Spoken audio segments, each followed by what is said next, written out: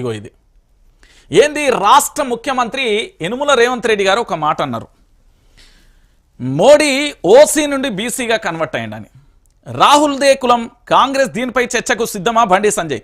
మతపరమైన రిజర్వేషన్లకు మేము వ్యతిరేకం. ముస్లింలను బీసీలలో చేర్చితే ఆమోదించం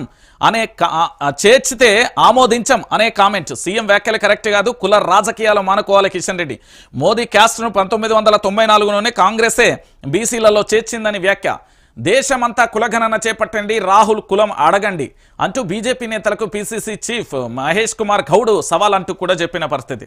అరే నాయన, కాంగ్రెస్కు సంబంధించి కొంతమందికి చెప్తున్నా నేను, ఈ మహేష్ కుమార్ గౌడ్ అయినా లేకపోతే ఇంకెవరైనా అసలు ఇక్కడ మీకు మోడీకి సంబంధించిన కులంతో ఏం పని?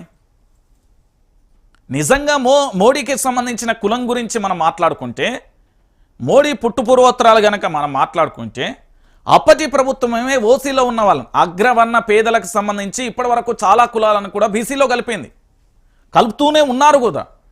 దాంట్లో భాగంగా ఇంకొక విషయం ఏంటంటే, ఈ మీకు రాజకీయంగా పరిపాలన శాతగాక అడ్డగోలుగా కాంట్రవర్సీ డైవర్షన్, లేకపోతే వాళ్ళ మీద బట్టగాలు చేద్దామా, వీళ్ళ మీద ఆరోపణ చేద్దామా, వీని మీద ఆరోపణ చేద్దామా, ఇదే పని తప్ప ఇంకో పని ఉండదా మీకు?